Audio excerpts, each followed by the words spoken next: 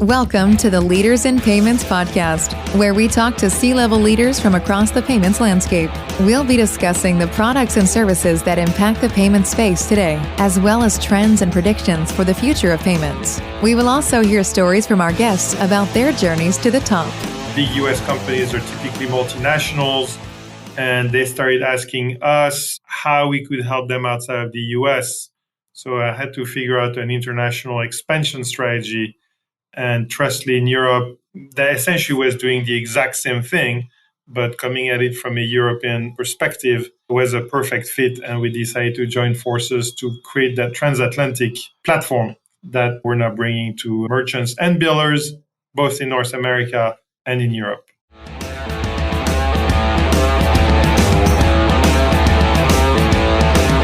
That was Alex Gonthier, the CEO of Trustly, and he is my special guest on this episode 207 of the Leaders in Payments podcast.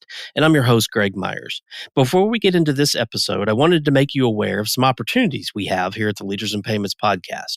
We have various sponsorship opportunities, including our upcoming Diversity and Inclusion Month in March. We're also launching a new series of podcasts called The Pulse of Payments, where we're focusing on specific topics for an entire month. For example, we'll be covering embedded finance, open banking, cross-border payments, and more. And finally, if you've ever thought about starting your very own business podcast, please reach out. We're B2B podcasting experts as well, and can help you launch your own podcast and can help you launch and market your very own podcast. For more information on any of these opportunities, please contact me directly at greg@leadersinpayments.com. Now, on to the show.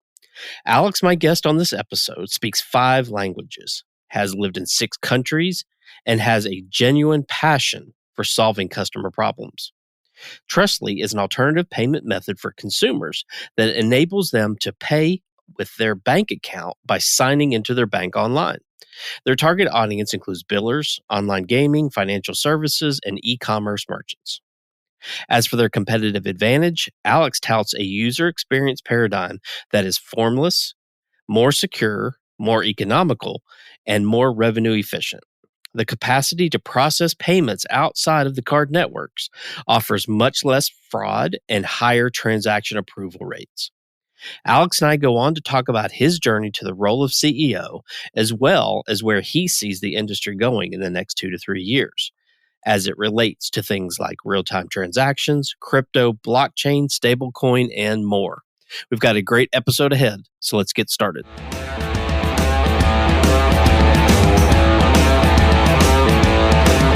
Hi, Alex. Thank you for being here, and welcome to the Leaders in Payments podcast. Hi, thanks very much for having me. Absolutely. So let's dive right in, and we'll talk about your career in a minute, but tell our audience a little bit about yourself, maybe where you grew up, where you went to school, where you currently live, a few things like that. Well, I was born in Geneva, in Switzerland, the heart of banking, and ended up going to school in Switzerland as well at the Swiss Federal Institute of Technology. I'm an engineer, a telecommunications engineer by training, which actually was a very easy link into finance because it's all about digital signal processing. But that's what I studied. Okay. Are you living in the U.S. now? I was living in Switzerland for the past 3 years. I've been going back and forth a lot. That's one of my passions that we'll discuss later, but I've been living in different countries, and I was in Switzerland for 3 years and going back and forth. And I decided months ago to come back to the US. So I'm back in the Bay Area now, yes. Well, let's discuss Trustly now. So tell our audience what Trustly does. So Trustly is an alternative payment methods for consumers. A consumer, everyone is used to PayPal or Visa, MasterCard, where we're an alternative. We're an alternative where we precisely do not rely on the card networks. We enable consumers to pay with their bank accounts from a merchant or biller's website by signing into their online banking, typically from memory. So we bring a user experience that is form-free, no form to complete. You just sign into your online banking. And we then trigger a payment from the consumer's bank account to the merchant's bank account. So we bypass the card networks. Are there certain verticals you focus on? We're focused on the biller vertical. So billers are anything from telecom and media companies to government, education, insurance, all the people who send you a recurring bill, whether it's monthly, quarterly, annually. We're very strong in that vertical with AT&T, Verizon, T-Mobile, Charter, and others as big customers. We also focus on specific segments of the e-commerce space, specifically small, low transaction amounts, high repeat, high frequency type of purchases. That would be grocery, that would be all the delivery services, that would be quick service restaurants. That's a sector in ride sharing. That's a sector in e-commerce that we're focused on. We also focus on iGaming or sports betting and online gaming in general. That's also a segment that's of high interest to us because underserved by Visa, MasterCard. We also work in financial services. That would be the fourth vertical of interest to us, financial services. That would be money remittance companies from Western Union to MoneyGram to Remitly, some crypto exchanges. We help consumers essentially fund those money transfers from their bank accounts. Those would be four key categories for us. Okay. And what countries do you operate in? So we operate in North America. I mean by that, we have merchants and billers using Trustly as a payment methods or offering Trustly as a payment methods in the United States, in Canada, but also in Europe. We're in over 20 countries, probably approaching 30 countries at this point. All of the big European countries and some of the Nordics and some in Eastern Europe as well. We also have some customers, in fact, in Australia. So we're slowly but surely also looking at expansion into Asia Pacific. Okay. And how big is the company? Company right now in total is 400 employees in North America, 400 in Europe, 800 people strong. And there's an interesting backstory of how the company started, right? With two companies merging together. Can you maybe speak to that origin? Trustly is a group with two regional operating companies, one in Europe where the name Trustly came from, and it started ahead of the business in the US, and one in the US, which used to be called Pay with My Bank, which I founded based on an idea that I developed in 2000, in fact, with my first payments company here in San Francisco. And the company in North America, Pay with My Bank, formerly Pay with My Bank, started in 2011, as I said, and I realized, with customers like Facebook and PayPal, and I realized in 2017, 2018, that for these big enterprise customers in the US, big US companies are typically multinationals, and they started asking us how we could help them outside of the US. So I had to figure out an international expansion strategy. And Trustly in Europe, that essentially was doing the exact same thing, but coming at it from a European perspective was a perfect fit. And we decided to join forces to create that transatlantic platform that we're now bringing to merchants and billers, both in North America and in Europe. Maybe talk about the value prop from the merchant perspective. Why would a biller add this payment method to their mix of payment methods? So if you think about an AT&T or a Verizon, for them we're ACH, right? We're the equivalent of, or we're the new generation of what ACH is, or what used to be called electronic check. Billers historically have been paid for their monthly subscription services historically by paper check, and some people via recurring payments coming from the bank account. And over the past 15 years, whereas 20 years ago, you have a company called Check Free Corporation that emerged that said, we're going to bring that model to the bank account, to online banking. And that's, everyone is used to having a bill pay tab in their online banking. But then billers realized that that was not creating a lot of a relationship, a lot of stickiness between their subscribers, their customers, and themselves.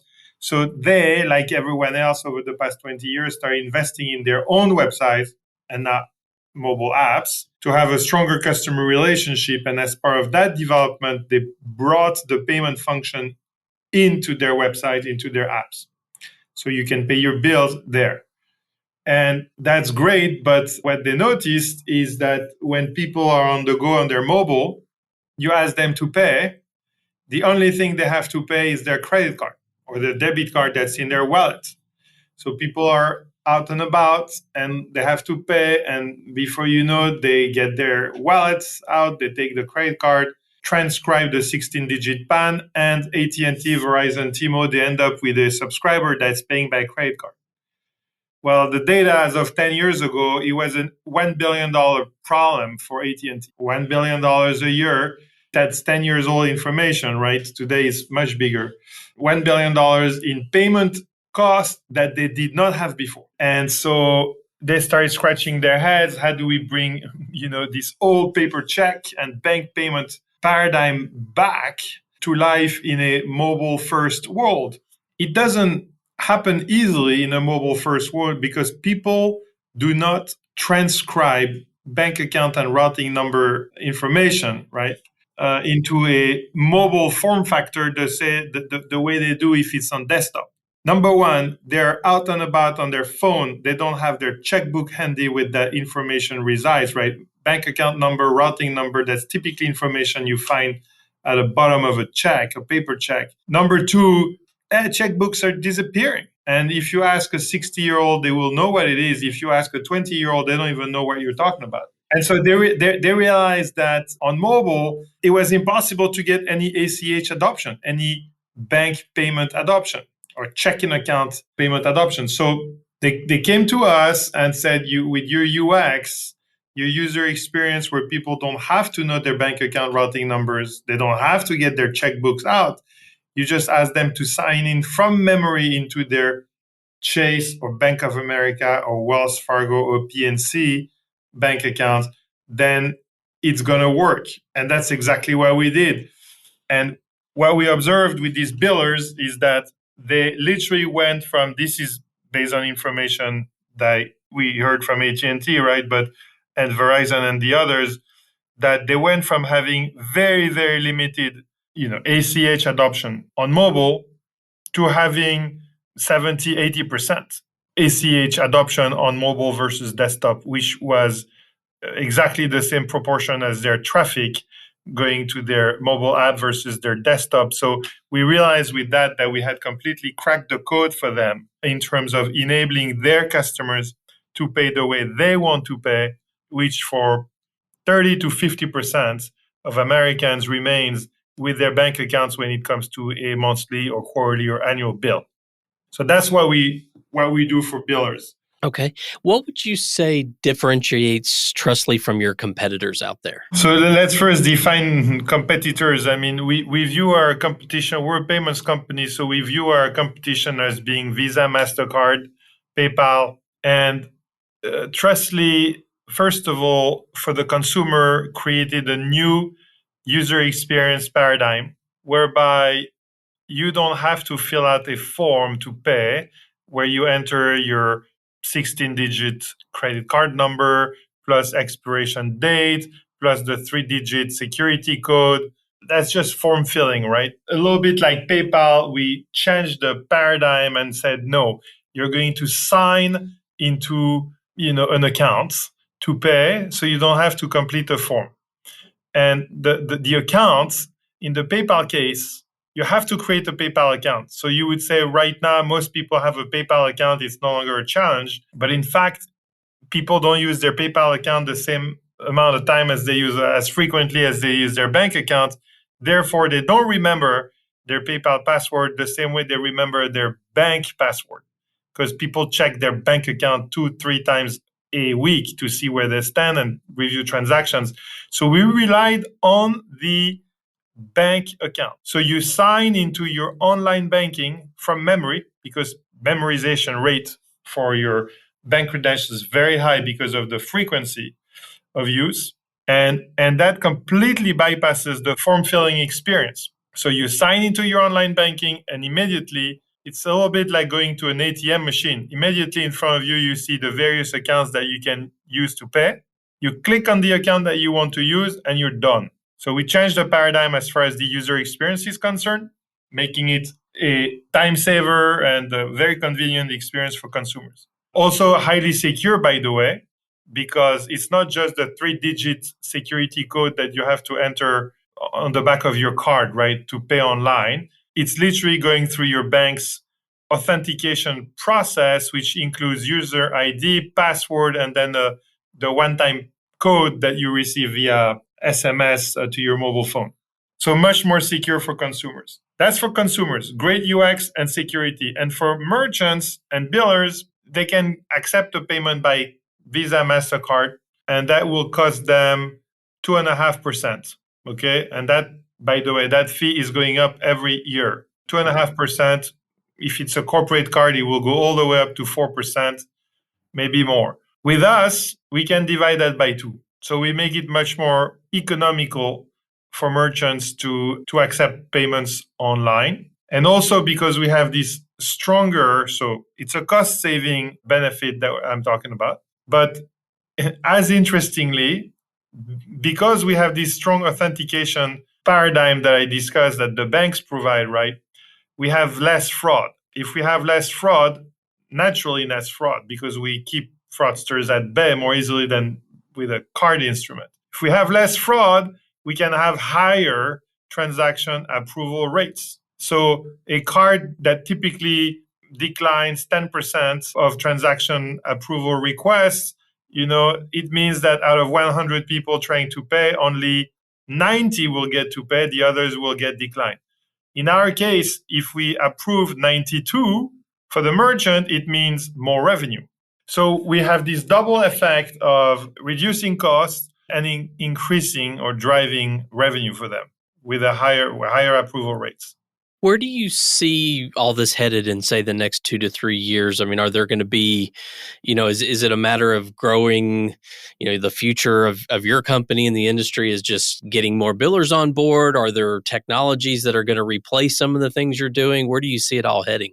So for us right now, our goal is to become the next PayPal. It's an ambitious goal, but that's what we're after. We're executing against our sales strategy of essentially signing up more billers and merchants. So this is simply an expansion strategy, right? Executing against our plan. And I will say in terms of technology, we started the business at a time where only ACH was available as a bank account to bank account transfer network. So we rely on ACH today for most of our volume, but no longer for all of our volume. There is a good portion of our volume now that we switch to through the RTP network of the clearinghouse, which is a real-time bank account to bank account payment network. So as the RTP network becomes more ubiquitous and as FedNow, the Federal Reserve's own real-time network, also becomes available, we will evolve. We will essentially incorporate those networks into our offering. With the UX being what it is, that there is not a big change there. Maybe Face ID will replace over time. Necessarily, Face ID will replace user IDs and passwords. But as far as that's the front end and the back end of the UX and the back end processing the networks, it will be increasingly real time. So that's where we're going. Do you see blockchain or crypto maybe once it starts uptick again after the negativity? Do you see that playing a role in anything you're doing? It's a very good question. We have crypto exchanges as customers. We like the space and we help the space by enabling Coinbase or a Kraken to accept funds from a bank account and making the funds available to buy cryptocurrencies in real time. Okay, if you're a Coinbase customer. So we have the sector, very interesting market for us to serve. Using the technology as part of our infrastructure is not something that I'm clear on yet. So far, there has not been a need because ultimately, in our case, the money comes out of the bank account. However, there are two things that we're observing. One, stable coins will emerge, a USD stable coin, a Euro stable coin. So at that point, there is no reason why we would not plug into those new types of accounts. They're not bank accounts per se, but they are stablecoin accounts. They will behave very similarly to a bank account today.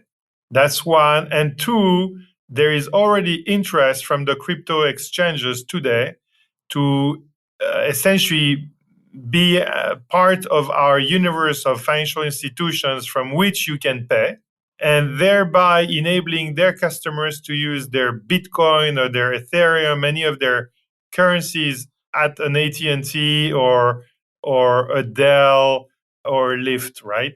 Whereby you could use those cryptocurrencies and there would be a real-time conversion into USD, US dollars. So that link is in the process of being discussed with the industry. There is demand, and you can think of it as a almost as a foreign currency operation, right? Where you have one currency that's where you hold your funds in one currency and you're going to pay in another currency. So you pay in USD, the merchant expects US dollars, and there is this foreign exchange in the middle. So that is how we're thinking right now about operating in the crypto or blockchain space. As far as our own infrastructure, again, today I don't have a clear view. Well, let's switch gears a little bit and talk about you. So maybe tell us about your journey, how you became the CEO there. Maybe fill in the gap between graduating college as an engineer to founding and being the CEO there. So I graduated with my master's in communication systems in '94. I was doing my internship, my master's thesis I wrote in a Stanford spin-off in telecom. And so that's how I arrived in Silicon Valley, '94 January. And I was used to all the tools that we then used in academia. And, I was using the Mosaic browser back in university, and Lynx, even the character oriented, no images back in the days. And so I set up, imagine that there was a term in those days, it was called an intranet.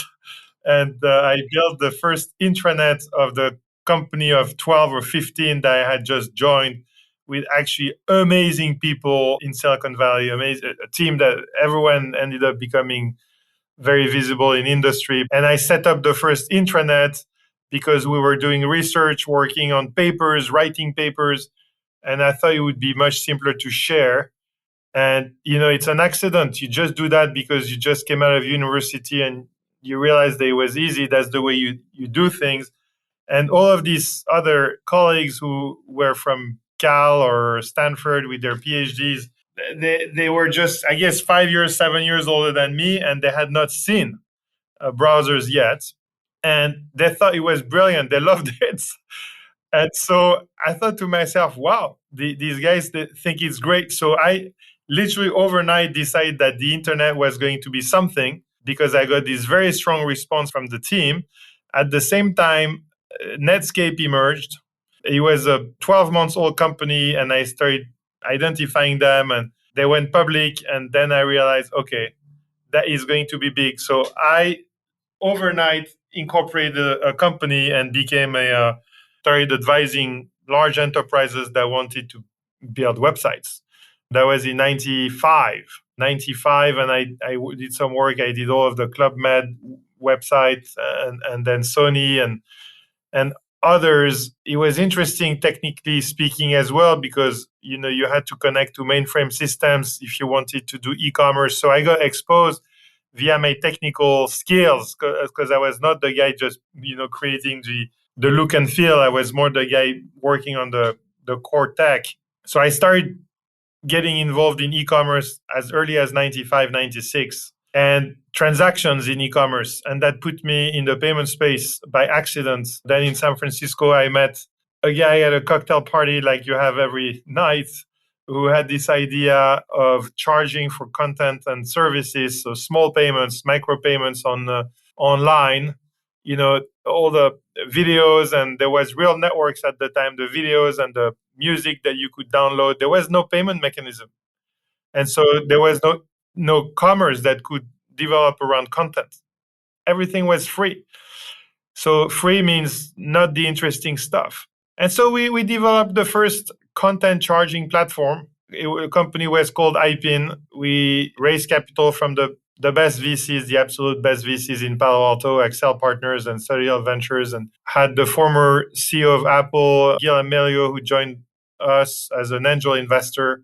And look, the rest is history. I mean, in those days, we were pioneers, and we signed up AT&T, and we signed up Verizon and AOL, and in the US and in Europe, we had Vodafone and British Telecom and France Telecom and Deutsche Telekom. And we grew that business, content charging, not going against the bank accounts, not going against credit cards, but putting these small charges onto the telecom bill or ISP bill and later on broadband bill, right? So think of it as the 900 number business, which is no longer in existence in the US, but where you could buy some services by calling these special numbers that were surcharged and they would show up on your bill. So we built that. That was one dimension, one business line. The other business line was with General Motors and McDonald's and others. We created the first, what was at the time called proximity payments platform. So today it would be called NFC, contactless payments. Every card in the US now is enabled. But at the time, you had to have a key fob, and that was good for drive-through restaurants, walking in fact. But for drive-through restaurants or gas stations, it was not even good enough. So with GM, we decided to leverage the transponder in the vehicle as your payment method. So today, everyone knows that their card, their Visa, MasterCard is contactless. You can tap. Well, at the time, there were antennas at gas stations and drive-through restaurants, and it would read the transponder in the vehicle, and we would communicate with it and connect it to a bank account, credit card, or otherwise. That was the second business line. And the third one was exactly what Trustly is about today. So we were working with Wells Fargo in San Francisco and HSBC in Hong Kong, and created an alternative to the card networks by connecting directly the consumer from the merchant's website to their bank account to trigger that payment. So, 2002, the internet bubble burst. GM decided that the internet was a fad and closed down EGM that had our entire division. Wells Fargo decided that the internet was a fad and wrote off $1.5 billion of internet investments and threw us out, like, throwing the baby out with the bathwater. So, I mean, literally, I saw it all. And so it was fascinating. But the telecom players actually had a revenue stream with us and had enabled premium content, downloadable ringtones that you could charge for, downloadable logos, downloadable videos that you could charge for. Imagine that is the ancestor, the predecessor to the App Store. And so that business carried on and grew. And that actually is what made the company successful. That company was ultimately sold to Intel Corporation. After that, I started a few other companies in the payment space. One is called Boku now. It's listed on the London Stock Exchange. And we replicated that telco or carrier billing based payment method, but now it's live in 80 countries, and every teenager in 80 countries that it plays on the Xbox, on PlayStation, on Facebook, on that wants, or even, by the way, downloads an app from the App Store or from Google Play and charges whatever the premium content they just downloaded to their phone bill. That goes through the Boku infrastructure that I built at the time. And then look, it's. I have a few more stories around companies. I have another IPO with Eventbrite, where I was part of the team that created the Eventbrite Europe business, which we merged with and into Eventbrite before going public. In between these operating roles, I've always been on the money side of the spectrum, so helping venture capitalists and private equity firms invest in the right companies in payments or fintech in the broader sense, or internet in the even broader sense. So that's what I did. So I was a VC in London in 2009, 10, 11, and then I realized that the model that I had created with Wells Fargo and HSBC here in the US in 2000 of paying with your bank account by signing into your online banking had become big in the Netherlands. I was in London for 5 years, so I realized that in the Netherlands it had become big. First incarnation, right? For Wells Fargo, the internet was a fad. And 10 years later, what you see is in the Netherlands, 70% of online transactions were going this way. And then I saw the same thing emerge in Germany. And I thought to myself, well, these companies are not going to expand to the US. So I just decided to do it myself, come back to the US to finally do what I started in 2000. Came back in 2011 to make it happen. That's a fascinating background. All those names and stories from the past all ring a bell with me as well. We were probably about the same age. So maybe tell the audience some things you're passionate about. So maybe one business related passion and one personal passion. So business related passion is I am only interested in technology if it solves a customer problem. I love solving customer problems. I don't like being technology for the sake of technology, but I love listening to a customer, understanding what they're trying to accomplish, designing in my head a solution, and telling them, listen, give me a week or two and I'll come back and I'll show you how I think we can address your need. And then they are more than happy to open their checkbook and hire you. So I really love that moment where you're listening to a customer problem. At times it's pain points, at times it's dreams, right? And figuring out how you're going to help them. And then it feels really good when they cut the check because you know that you've met their needs. So I love that. It's truly who I am, is being in front of the customer and designing the product that's going to meet their needs. Personally, I love traveling around the world, not as a tourist. I do some tourism, but I love feeling at home in lots of different places. So I've lived in 6 countries. I speak 5 languages. And I come from a country, Switzerland, where there are 4 official languages. So I kind of grew up with that. My grandfather was a professor at Stanford already back in the 50s. So I kind of grew up in a multilingual, multicultural environment. I just love it. Going there, having friends in different countries, speaking different languages. Again, I make big distinction, not as a tourist, as someone who I've had bank accounts because I've had houses, places in Spain, in Germany, in the UK, in France, in Switzerland, US, even Brazil. I love that. I love discovering new people and connecting with them. Awesome. So I started in payments roughly 20 years ago. And, payments back then was kind of MasterCard, Visa, right? And obviously it's changed tremendously since then. The technology, the amount of money that's been invested, the word fintech, it was pretty young still now.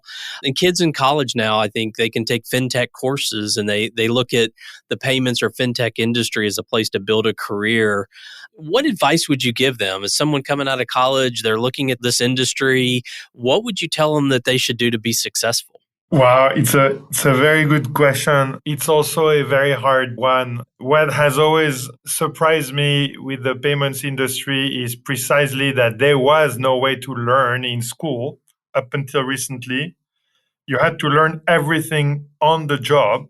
At the same time, it's so incredibly complex. The telecom industry is complex, but it's not regulated like the fintech industry or the payments industry, where you have to deal with security and you have to deal with anti-money laundering and you have to deal with all kinds of regulations. So I would say if I were to start in payments again right now, there are 2 areas that I find interesting is how to simplify the user experience. Apple has done an excellent job of simplifying the UX of paying with your card. But I actually think that there will be more innovation around how you authenticate yourself in a strong manner without having to enter passwords and all of that, right? So just simplifying the user experience so that it becomes easy, super easy, invisible, so easy that it's invisible, and at the same time secure, right? So that's one area that I find really interesting. The other area, frankly, is the rails themselves. Maybe will come from crypto. But why would the Western world, okay, depend today on the Visa MasterCard rails? American Express to a certain extent, but American Express is a niche player in regard to Visa MasterCard. Why would the entire planet rely on the Visa MasterCard network that's extremely expensive, where you pay, it's like as if you were crossing a bridge every day to go to work, where the bridge they wanted $30. The toll was crazy high, right? So why $30 to cross that bridge every day to go to work?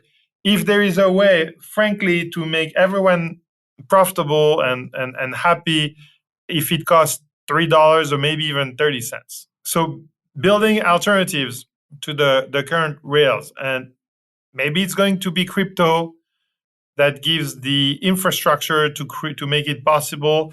Maybe it's already emerging with the RTP network, the real-time bank-to-bank networks. I don't know yet. We have a thesis. We are following the bank rail strategy, but there may be other strategies that people will uncover for the coming 10, 20 years. So that would be another area that I would invite people to look at. But the third thing I would say in terms of advice is that if you want to start in payments, you just have to have the right team. It's not about trying to build a quick and dirty prototype and bringing it to customers, hoping they will think it's great. Because when you fail in payments, you actually fail your customers. You affect their top line. Transactions break. They don't work. And so they will kick you to the street very quickly when you don't have critical mass. You have to deliver. You have to think like a nuclear engineer, like an aerospace engineer, you have to deliver extremely high quality from the get-go. It's got to be baked into your DNA. If you don't have that DNA, you're going to struggle in payments. Enterprise customers are not forgiving. Well, Alex, we've covered a lot of ground on you and your journey and the industry as a whole, and obviously Trustly as the company and what it does. So is there anything else you'd like to add before we wrap up? No, I've enjoyed the conversation very much. I'm intrigued by your own background. I would tell you as one more story. Actually, maybe this one more story is in 99, I was given the PayPal business plan by my VCs at the time, and it was a company of 10 or 15 people. It was the Peter Thiel side. It was PayPal, not X.com, Elon Musk. And I read it, and it was about beaming money via Palm Pilot devices, if you remember those. Oh, yeah. And I thought to myself, there is no market for this. This is ridiculous. So I said to the VC, just don't waste your time. And you know what? When Wells Fargo invested in IPIN, they were investing at the same time. They invested in a company called BillPoint. And BillPoint was going to be eBay's payment engine. And they decided to beef up their payments team because PayPal was circling. And what I realized is that company PayPal that I thought in 99 was just like impossible to understand. Why would you waste your time even reading the full business plan, right? As early as the 2000, they were already showing their might and showing their smarts. And Bill Pay ended up being a write-off by Wells Fargo and eBay. It was a joint venture. And PayPal won. And look at PayPal today. So for me, I've also learned that, you have to have a vision from the very beginning. And everyone is going to try to prove you wrong and laugh at you. If you believe in your vision, just keep going, and you may actually prove everyone else wrong. Yeah, that's a great story. I appreciate it. That's good advice too. And I appreciate you sharing that. Well, thank you so much for being on the show. I really enjoyed it. And I know your time is valuable, so I want to respect that. But I really appreciate you being on today. Thank you very much. I enjoyed it as well. And to all you listeners out there, I thank you for your time as well. And until the next story. Thank you for joining us this week on the Leaders in Payments podcast. Make sure you visit our website at leadersinpayments.com, where you can subscribe to the show and where you'll find our show notes. If you enjoyed listening, please share on your social channels as well.